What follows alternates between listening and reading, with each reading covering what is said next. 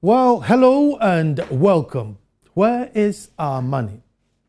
There's one thing which I really pride myself as a Ghanaian for having, and equally, I never seem to get why we have it. And I'm talking about the Public Accounts Committee. I mean, what is better than having an institution that makes sure people are accountable for state monies that is being dispersed to them to look after the state? Beautiful. Absolutely beautiful. Indeed, every time somebody asks for accountability and somebody else calls to ask, why were you asking for accountability? I get very upset. So we have the Public Accounts Committee. And indeed, they are eminent persons that would sit, an institution after state, after department, they will call all the heads and you have to come and account how you disperse some money. And if it didn't go right, you can see the frustration and the anger in them. But after that, that's it. So I could go and sit there and say, well, I was in charge of multimedia. I was given $1 million. Out of the $1 million, I probably use, half of that to buy donuts. Whatever it is, my priorities were not right. But hey, I get to keep my job. I get to get my bonuses and I go away. No prosecution, no paybacks. So are they just rubbing salt in our wounds by telling us, look, we've spent the money, you're not going to get it back? Or one day we shall wake up where we see the Public Accounts Committee usher people in front of them, and if they've done wrong, we see them pay back or get some prison terms or get sacked or something. What is it for? I am happy we have it, but I'm asking, what is it for? Bank of Ghana is giving a couple of reasons why they won't appear. A couple of blogs from Qatar have spent, quite enough of their money.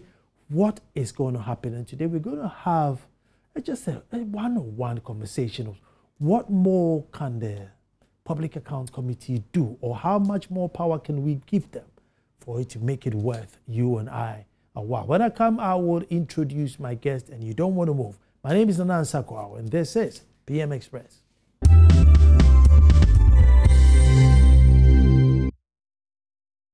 Well, thank you very much for staying, and it's a simple but very strong and effective answer.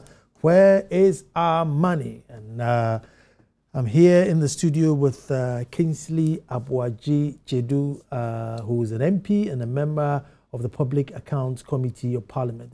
The area again is Bibieni Amiaso Bekwai. Bibieni Amiaso Bekwai. Yes. So all the Bibieni Amiaso Bekwai guys, your man is in the house, and we are going to have a good chat. But before, let's just have a look at what happened at the PAC committee yesterday.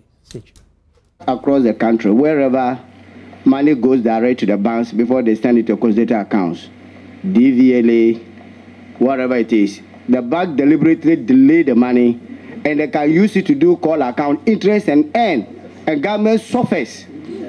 That is what goes on. That's the reason why we are concerned seriously. 83 million a bank can use for call account and come and pay interest to the bank for 2 years is a very significant issue. And I'm very happy that this is the crux of the matter. Why we are here, why the editors raise it, is because of they are cheating government. Nothing more than that. And this, I think we should take it very serious. The banks, as insisted, will have to give us the reason why they delay government's money transfer. We need to summon them here. And then we'll clear that issue. Then we'll resolve it once and for all for the nation to benefit. You can't let people pay income tax.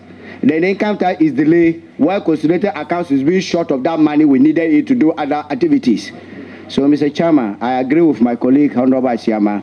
Let's bring those people in authority here to give us the reason why. And we must also calculate how they use the money, the interest they earn against the interest they pay to government. It can be done. The auditors have time to do that. Did you say that at a point the banks do estimate and transfer to you?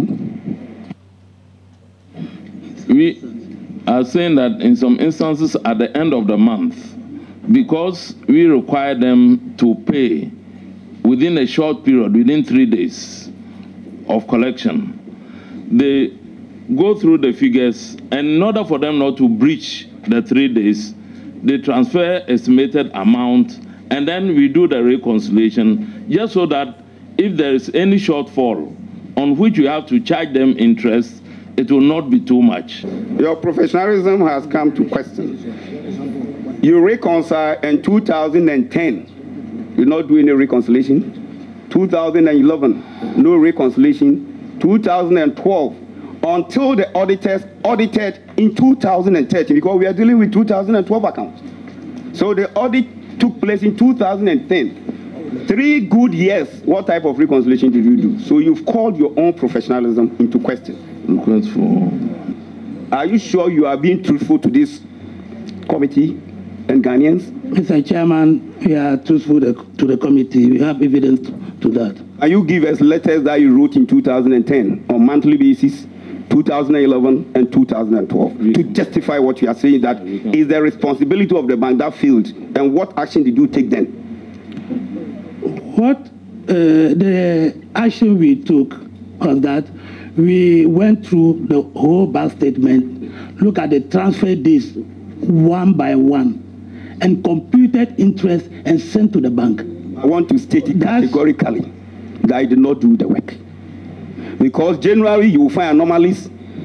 They will still be outstanding in February 2010, March 2010, April 2010, up to December 2010. A continuous January 2011 up to December 2011. Follows from January 2012 up to December 2012. And you say you were doing reconciliation. Please, I'm not too sure you are being truthful to this. And know that you are speaking under oath. With this one, it was at the instance of the auditors that GRA realized that the banks hadn't paid in so much money to the tune of 83.3 million Ghana cedis.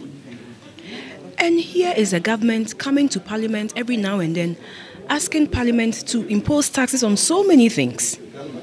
And your 83.3 million Ghana cedis sits with 2 banks, and you're not going after it. Where is the challenge coming from your own perspective? It's all about lack of reconciliation from GRA, Bank of Ghana, and then EcoBank and GCB. How regular should that be done? Normally, under normal circumstances, your reconciliation should be done monthly. And even looking at the volumes of transactions that go on every day, I think if GRA can, a weekly reconciliation will avoid some of these things. And the issue is, well, GRA was saying that, well, EcoBank and GCB have paid with interest. It is not about paying with interest. You have an agreement with them, and they have broken the agreement.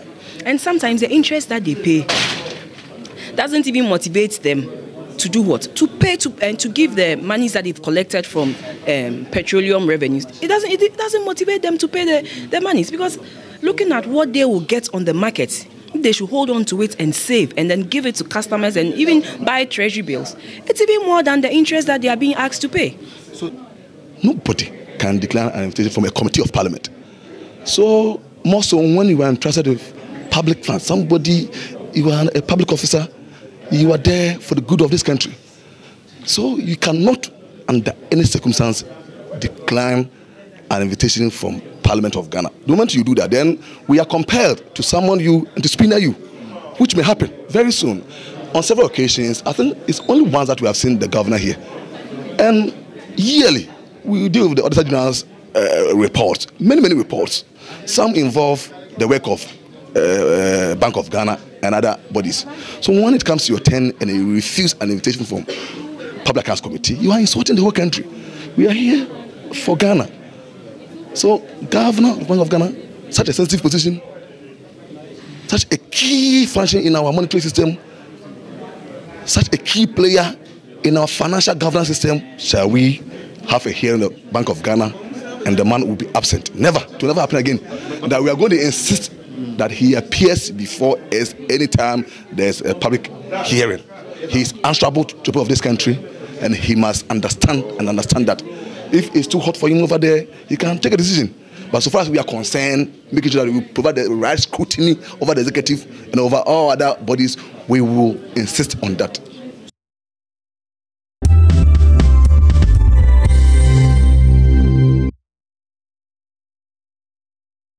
The sweet and sour story of the Public Accounts Committee. Yes, we are happy to have them, but the question is, what do we achieve at the end of it? And thank you very much once again, Kingsley, for coming to the studio. And as I always charge my first time guest, I'm Bantamsa, so, you know. Never mind. Anyway, thank you too for having me on this program. Yeah, I want to start it from the layman's point of view. I mean, the Public Accounts Committee, what was the purpose, the reason for it being set up? Thank you very much for this opportunity, and let me take the opportunity to say a very good evening to your viewers all over the world. I know with technology, now we live in the global village. Yes. So whoever is watching me and hearing me, wherever they might be, a very good evening to them. Sure. Especially the people of Western region, Western North, and Bibiani and Riaso Bekwai. That's it. I say a special good evening to all of them. Public Accounts Committee is one of the standing committees of Parliament. And when we say standing committee, it is not on any particular subject matter. And it doesn't take responsibility over one ministry only, it cuts across. So whether there are 10 ministries or one ministry, standing committees are always intact. And it evolved, I believe, from the oldest parliament, or one of the oldest parliaments in the UK, when they sat down and saw that, look, we give Parliament is the representation of all the people in the system. We collect money, or we authorize the executive to collect money on behalf of the people. They are supposed to spend it on behalf of the people. We should have a system of tracking to be sure that when they come to us for the authority to spend the people's money, they spend it for the purpose for which we actually authorize them to do. And that is how Public Accounts System Committee evolved. So if you go to UK in particular, the Auditor General is part of the Public Accounts Committee of Parliament. Unlike here where they are somewhere else, in the UK, they are part of the Public Accounts Committee. So the Public Financial Management System, which starts from the budgeting process, the executives will do budget, bring it to the legislature for scrutiny and approval. Then they go to spend the money. In the course of spending the money and implementing the budget, the executive, through the various committees, monitor and then ensure that they are doing what is expected of them. When they finish, they also have to account for whatever money they have spent to the people. And that is where the Public Accounts Committee comes in. They bring, when the Auditor General finishes his job, according to the Constitution, within 6 months, they are supposed to bring the Auditor General's report to Parliament. When the Speaker gets it, then he refers it to the Public Accounts Committee for further examination. So the Public Accounts Committee is the standing committee of Parliament whose duty it is to actually examine the Auditor General's report and then ensure that sanity prevails in the public financial management system. Anybody who is found culpable or who is found to have actually misconducted himself or somehow caused financial loss to the state is supposed to be brought to book, depending on the recommendation of the Auditor General and what the Public Accounts Committee also affirms, so that when we finish the public sitting, we take our report to the plenary, that is the whole house, it is debated, and when it is adopted, then it becomes like a law. We then take it back to the executive for them to actually implement the recommendations that we have come on. And that is where sometimes we have some challenges. So it's a very, very important standing committee then. Very important one. Extremely important. Yes. So, you see, we'll come and discuss some of what happened today, but going by the trend, if I found myself, say, running STC or something, and they gave me money for buses, and I decided, well, I won't buy buses, I'll buy bicycles, and they called me to the Public Account Committee, apart from a bit of shame, come, because after, Nana Ansakwa, that was wrong. You should have bought the buses, not the bicycles. You know, it's disgraceful. I challenge your professionalism. Okay, thank you very much. My driver will be waiting outside. State fueled car, state car. They'll drive me to my office. Yes. People in my office will still be doing yes, sir, yes, sir. Everybody will be shy to even confront me. Business as usual. Not exactly. You see, what normally happens is that probably we don't actually blow our horn, if you permit me to use those words. I believe that in the last few years that I've been on the Public Accounts Committee, we have saved the public quite a lot of money. But normally, and I think it's an eye-opener, we should, and I think once a while, some time ago, we actually sat down and took that decision that anytime we're going to sit in public, we'll first take the first few hours to actually tell the public what has been our achievement so far. I think that will do. Because what happens is that I remember back in 2014, late 2014, early 2015, we did what we call zonal sittings because we were examining the Auditor General's report on the MMDAs, that is the Metropolitan, Municipal, and the District Assemblies, and also the second cycle institutions. And given the numbers involved, we did not think that it was actually prudent to bring all of them to Accra. So as part of our program to bring Parliament closer to the people, we divided the country into 4.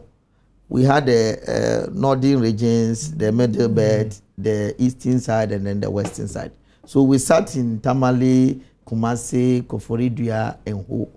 And when we sat, those who were supposed to appear before us, I will give one particular example that is that was very recurrent. That is unearned salary. People, what we normally call ghost names, people get paid for no work done. And this was very rampant, and I'm sorry to say this, amongst some of the professions like teaching. Because people move a lot. He moves, either goes to further his or her education, or he moves to another job. He still gets paid. And then he gets paid sometimes for a year or 2. Wow. And we decided that we wanted to take particular interest in this thing. And believe you me, by the time we finished the zonal sittings, I think, if my memory serves me, we had raked in over 2 million Ghana cedis. People, when they heard that they were going to be hauled before Public Accounts Committee, they ran to go and pay the money before they come. So by the time they come and show us a receipt that, look, we have, of course we aired, but we have actually made payment or refunded the money to government coffers. The rule is that if anybody absent himself for 10 consecutive days, the head of that school is supposed to write for his salary to be suspended. Pending, that's absent without reason. Absent without reason. Yeah. Pending further investigation. And if after 1 month or 2 months he doesn't turn up, then he's deemed to have vacated his post. So from then, any money due him or paid to him is supposed to be unearned. So it's supposed to be refunded back to government chest. There's a law governing that. But normally, you and I know, the problem we have in this country is implementation of the laws we have. So in the course of implementation, either there is connivance or incompetence, or for whatever reason, people don't do this. So somebody gets paid. Just yesterday, 3 days ago, when we were examining the report, we found out that over 31 pensioners who are later found to be departed from this earth were paid so much money. And the question is, who took those monies? The banks, when they got it, they're supposed to return it to government chest, but they keep the money in their accounts, and then other relatives or people come and collect the money from the banks. So that example that I gave, at least for about 1 month that we roamed this country, we were able to rake in over 1 million Ghana, over 2 million Ghana cedis. 2 million Ghana cedis in the old currency is 20 billion. The Woyome saga was actually discovered by the Auditor General. And it was at the Public Accounts Committee that the news broke. Just yesterday, we were just showing 83 million Ghana cedis, over 830 billion, has been kept by people, banks. They are obviously have traded with it for over 2 years. Now we have brokered it. I mean, we've brought it out. We are going to meet on it, try to do the reconciliation. Whoever is seen to have cheated government will be made to face the law. You first refund the money, pay the necessary penalties and the interest before the law will deal with them, because it is criminal. You see, I think if you don't make some of the savings you have made, or people who fell foul and found themselves in prison known to the public, it's just like just bruising our soul. We come and sit there, you tell us how clearly this money is 100% rightfully yours, but that guy didn't give it to you. He's a very bad man. Next. Well, and I don't want to go too much into this, but you see, in the system we run at the moment, Public Accounts Committee is a standing committee of Parliament. Sure. Whatever our recommendation is, it remains recommendation until the report is adopted by the whole House. And there, normally we have a problem. I can tell you we have over 10 reports that are piled up, waiting to be allowed to be debated on the floor of Parliament, so that decisions can be made. And then the recommendation, once Parliament discusses, debates it and approves it, the recommendations now have the full powers of law. But even then, there are still bottlenecks. And the bottleneck, one of them is that, in Ghana, it is only the Attorney General who has the power to prosecute. What we call prosecutorial powers is vested in the Attorney General only. But the Accountant General has got right to demand money back if he feels the money has been misappropriated. That is the Auditor General. The Auditor General. The Auditor General, yes, per the Audit Service Act and the Financial Administration Act and the regulation, can actually demand the refund of the money. He seems to be too polite. Well, and I believe I heard some time ago a group. Yeah, Isankuma was very adamant that, look, it's your powers and you have to exercise it because the money is ours. Yes. Why is he so polite? I mean, for me, I don't know what word else I can use. To be honest with you, it's a bit difficult for me to answer for them. Why they don't, because we have also, in private, we haven't been happy with that. Because it takes, don't forget, it takes 6 months before the report gets to Parliament. So now that we are sitting in 2016 January, we're only examining reports of 2011, 2012, 2013. Even the latest one we're looking at, 2013, is at least 2 years old. So if somebody could hold on to state funds for 2 years, like the 83 million that we are talking about, 2 years, the person has traded with it. I think there was an instance even today, this morning sitting, we had an instance where somebody is thought to have squandered money to the tune of over close to 600,000 from a medical facility in Volta region. Yeah. And the 2 officials at the Kita government hospital, we found stolen 576,000 from the hospital. Yes.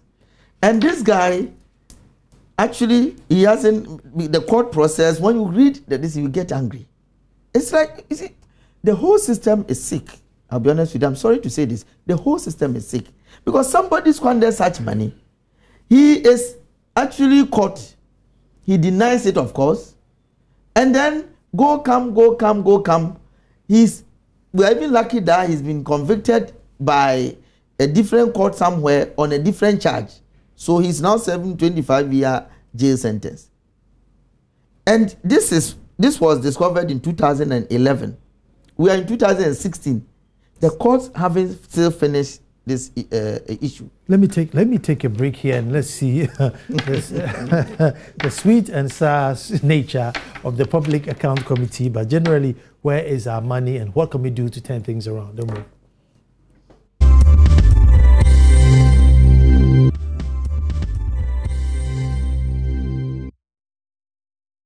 Where is our money? And we are having a discussion with Kingsley Abuaji-Jedu, who's Member of Parliament and a member of the Public Account Committee, Honorable Member of Parliament for Bibiani Anwiaso Bekwai. Yes, you got it right. And it's just a heart-to-heart, basically, the sweet and sour story of the Public Account Committee. Yeah. And generally, we're trying to probably maybe give it a bit more teeth. Or has it got enough teeth? I think that, well, we can still, I mean, as Ghanaians normally put it, we can do with much more powers. But even what we have now, you know, my worry is that the whole system has a problem. So if you are a part of the system, of course, you are affected by the problem. And the problem I'm talking about is, in financial management, we call it the control environment. The attitudes of the people or leadership, let me put it that way. Is it because there's no consequence? Or there's little consequence? There's virtually no consequence. If you happen to know somebody, you can easily say true. Where else in this world would the Wyoming saga drag on for this long? And then, from the president, on the very day that they were supposed to go and take the money, after 2 years of the court ruling, we are told by the president that there was another suit. Of course, I'm not a lawyer, but the lawyers are telling us that does not even prevent any further action, because he didn't file a stay of execution. He's only appealing. So you can carry on and do whatever. You can carry on and do whatever until the court stops you. But that is what we are told. So what example are we setting for the people who have the opportunity to do same? If we ask that money to be paid now, look at the time it was taken. 6 years ago, 2010, we are in 2016. Even if he didn't do anything with it. He put it on a safe investment, like T-bills at 20%. It means that over 5 years, he would have gotten the same amount. So even if you take that amount he took now, he is not bothered. That is assuming that he didn't invest, he only put it on treasury bills. He would have earned far more than the money. So the whole system has a problem. But I believe that we need strong leadership to change everything. Look, I always cite multinationals in this country. Until very recently, even now, you don't find too many Ghanaians being the CEOs of the multinational companies in Ghana. It's a strategy. They prefer to bring somebody from outside the country to come and head it. So it's not your schoolmate, it's not your classmate, it's not your relative. He is here solely to do his master's bid. So if he says sleep, you either sleep or you forget about your job. And everybody else falls online. That is the problem. We want a leadership that will say, if he says do this and you don't do it, you know you don't have a job. Anything short of that, I'm afraid we'll have a challenge. How about citizens becoming a bit more aware and a bit more desperate? Now I say this because, and we'll come back to the PAC, but like today, the people demanding accountability with a louder voice would be more pro-opposition. If someday the MPP come to power, you find out that the people who are demanding accountability will be more pro-NDC. There's very few times in the country where we all say, oh, as for this one, we're not going to allow it. Well, I think it's a step in the right direction. My worry is, or my reservation is, how long it will take for it to have effect. Don't forget that most of our institutions, state institutions, almost kowtow to the government of the day. There's very little independent state institutions. So it becomes a bit more difficult for them to, like the Attorney General, experts have expressed reservations as to how can somebody who is sitting in the same cabinet with you punish you? Or even, look, now we are told that some former cabinet ministers or government appointees are supposed to be facing facing the law. But tell me, some of these issues have dragged on for so long. How come that it's still dragging on? Most often we hear that Oyome case, they go to court and the Attorney General doesn't turn up. Or the lawyers from the Attorney General's department don't turn up. What can we do? With the Wyoming case, and I, after the president meet the press, and he expressed, that in fighting corruption, they were chasing Wyoming.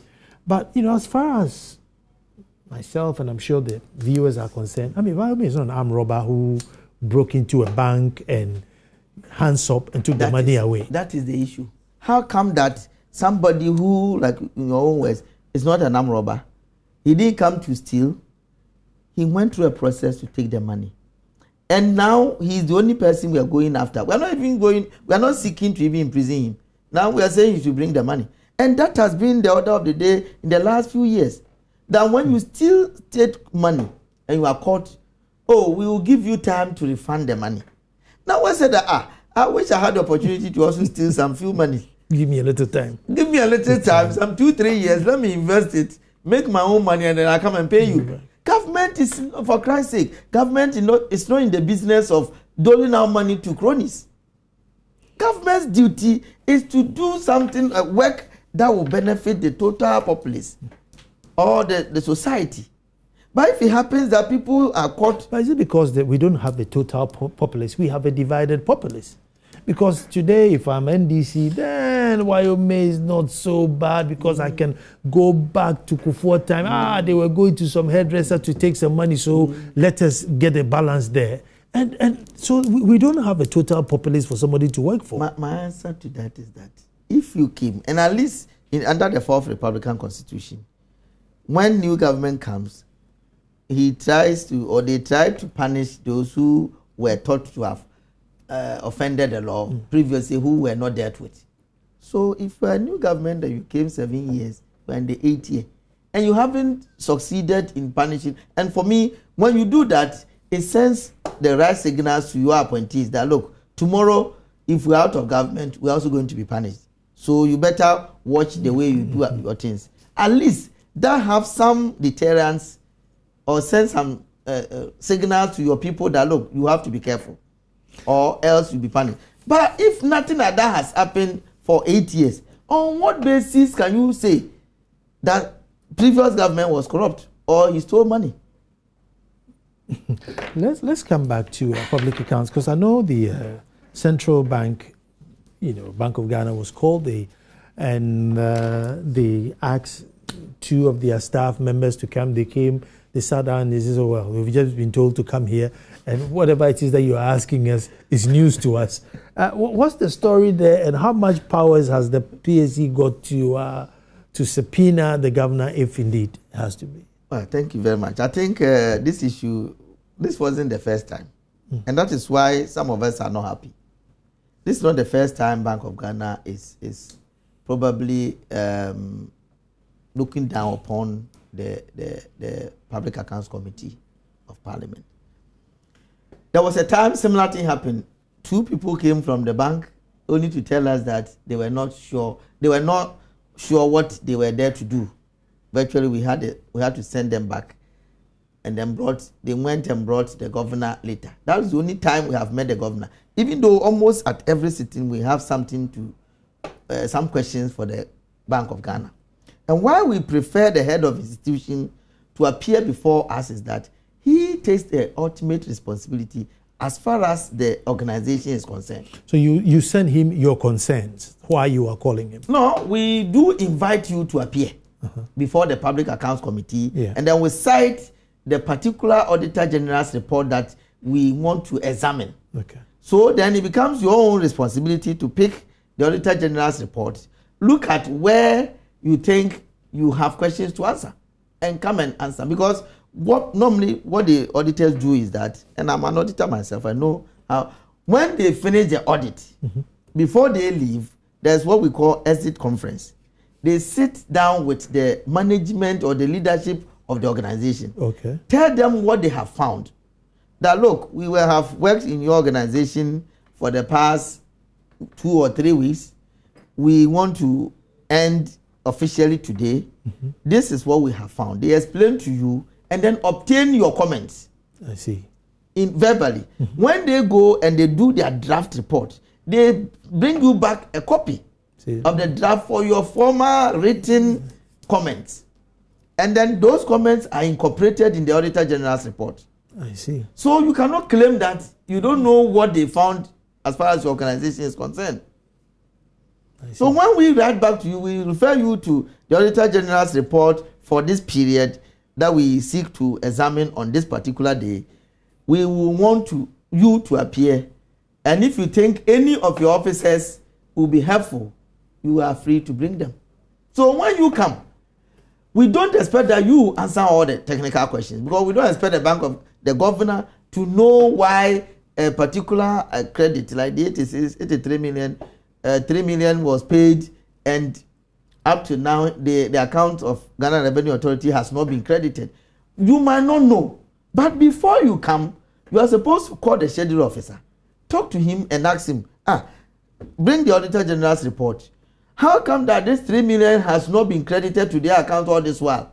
Let him go and search for the information. Otherwise, when you come and appear before us in public, you look stupid and inefficient, and in today's parlance, incompetent. So when you come, anybody who is reasonable, if your boss calls you to go and search why you didn't credit a client account, and in the banking circles, suppressing customers' deposit is a very serious offense. Bankers don't joke with it at all. So if the whole matter of all banks, Bank of Ghana, people do this, and probably it might not have, let's even give the benefit of the doubt, that hasn't come to the attention of the governor.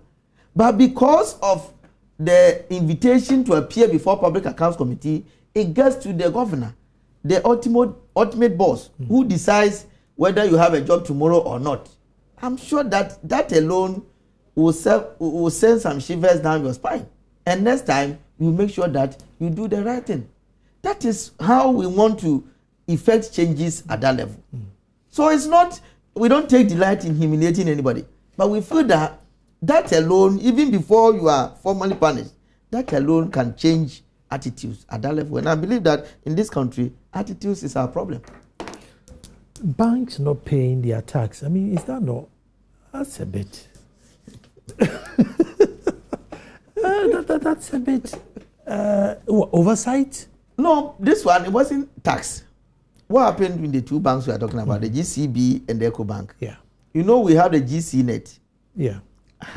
These are the two banks who have representatives at the port. What they do is that, whether at the port, wherever you are coming through, you pay, you are assessed, and then you pay the money, and it's all to, let me say, control measure. Instead of going to pay it to a Ghana Revenue Officer, Authority Officer, account. So that, go and pay it to these banks. They assess it, you pay it, and then you go and clear your goods. Within 72 hours, the banks are supposed to transfer this money to the Ghana Revenue Authority account with Bank of Ghana, and then notify Ghana Revenue Authority. Ghana Revenue Authority is supposed to reconcile and be sure that if the banks have paid us this much, that is exactly what we are due, or they have paid us short of that this much or more. Periodically, supposedly monthly, when they do the reconciliation, and normally they have underpaid, then they're supposed to make up for the changes. But then, because it might have lasted for a month, they're supposed to pay interest according to the boss, that is the Commissioner General. It is per the agreement they have with the banks. They're supposed to pay the Bank of Ghana base rate plus a quarter. So if the base rate is 20, then they're supposed to pay 25% interest, which is supposed to be very punitive. So then they are sure that the monies have got in there.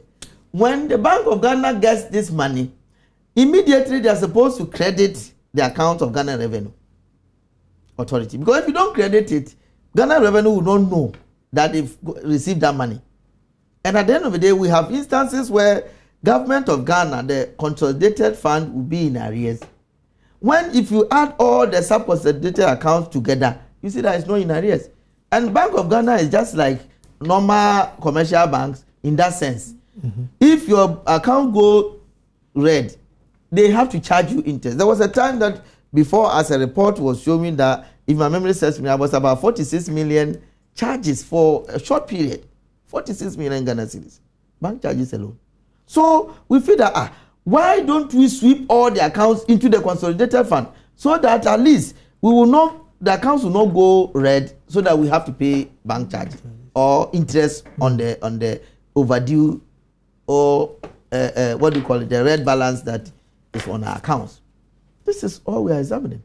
And then we allow 83 million to be in arrears just because of few lapses.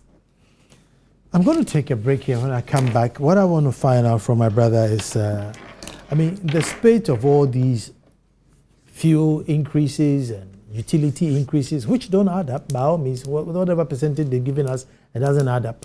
By my calculation, it does not add up. I told you, I used to fill my tank with 150, now it's 220. That definitely is not 25% increase. Somebody's calculator is not working. But I just want to find out, how much money are we losing and how much money are we hoping to rake in with all these increases? Don't move.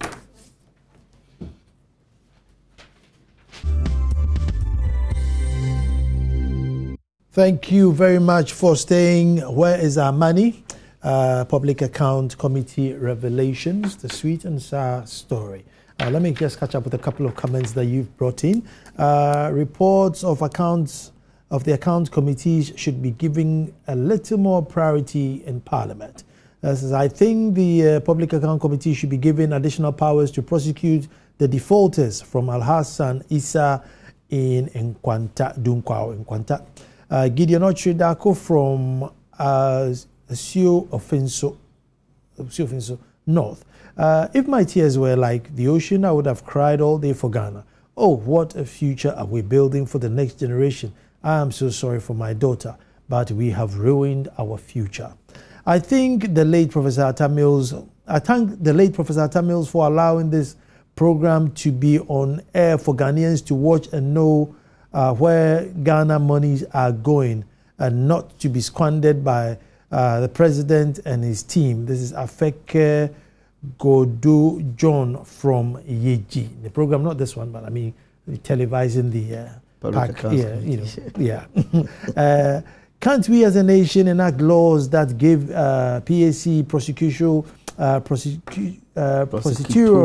powers? All the happenings show that the Attorney General is disappointing Ghanaians. This is Yao in Kumasi. Yao, thank you for watching. But all these increases and everything, I'm told, the finance is trying to raise 3.9 billion cedis, right? Yeah. How much are we leaking out of this pot? You are there with the boys. You may know. Brother, thank you very much. I always think that, look, if we had serious leadership, and the other time I made this comment, let me repeat it here. There are 2 ways to kill a cat. So many ways to kill a cat. But in this instance, I believe 2 ways. One positive, one negative. You want to achieve a particular objective. You either bring in more money or you try to be more efficient so that you reduce unnecessary expenditure. Let's look at the various committees that we have set up. Let's even forget about the Auditor General's report for now. This committee is supposed to look at JIDA. It came up with this report, over 200 million gone. Another committee goes to examine the Brazil saga, $3 million gone. Another committee is set up to look at this. Let's put them together. How much have we lost as a nation? If we were to block this holes through which all these monies are being leaked, would we need to add more taxes to Ghanaians or even take more loans? The answer is no. But we are not bothered about the leakage. All we are doing is that we are trying to bring in more revenue. And I liken it to fetching water into a barrel that is seriously leaking. no matter how much you are pouring into the barrel, as long as you haven't blocked the what do you call it, the hose, it will continue leaking. And if you leave it there by the following morning, there's nothing in the coffers. That is what is happening to us. Government has imposed new taxes at the time that Ghanaians are really, really suffering. And the objective is that we want to do development. And I said it somewhere, that if that is it, then in our local language, government are Iraquois. The government has missed its way. Because what is the essence of development? The essence of development is to enhance the living standards of the ordinary man. And if by going to do roads, you are going to impoverish people more, what is the essence of it? Will my mother feel better because the road has been done? Yes, I'm not saying in any way the roads are not good. They are very good. But if you are going to do it at the expense of the youth getting jobs, then where are we going? I tell you, many companies, even today was reported in one of the newspapers, many international companies, multinationals are relocating to Cote d'Ivoire. Why? The conditions there are better than ours. And we say we are doing roads, so we are piling up more taxes. Would that help us? So back, look, government is trying to get 3.9 billion. I can tell you the report we are examining now is for the MMDs. And MDs, that is the ministries, departments, and agencies. That alone, I don't have the figures offhand, but I know that it's probably more than half of the amount the government is trying to raise through the taxes. We have one for the public boards and corporations. There too, I believe that your sister radio station has been doing very well in this field. That is Adom FM Morning Show. I think every Monday and Wednesdays, he looks at the Auditor General's report. The amount of wastage in the system. If we were serious about development, I believe that the surest way is to look at that side rather than trying to get more resources. Because at the end of the day, the few people who are paying taxes are the ones who are overburdened. And you know the effect. People's purchasing power is what the government is taking. So people cannot purchase. Aggregate demand is going to go down. And when aggregate demand goes down, what happens? People cannot buy goods and services. So further unemployment is going to be the result. Would that help us as a country? So for me, not until we get the paradigm right, probably we are going to have to suffer more. And I'm told that this year, 2016, is going to be worse than 2015 in terms of the economic conditions. You have the right. I'm trying to reverse the role that, assuming the MPP was in power, what's going to change? It's still the same. PAC is going to call people. They are going to come and tell you how they blew money. I remember I was listening to one report. The guy said he lost 16,000 cedis worth of fuel vouchers. Why? Because he moved office and didn't take the desk with him. And so he left it in the desk. That was just classic. So 16,000 cedis worth of fuel vouchers. He left it in the old desk and went to the... it's not bothered. Went to the new office. But I'm sure from then he went back to handle more vouchers. What could change? You see, it's become an institutional thing. So I don't even know if it's fair to blame current government on the faults. You know why? If history is anything to go by, I believe you were in this country in the year 2000. You know where the economy sank to? Where the conditions in the system were?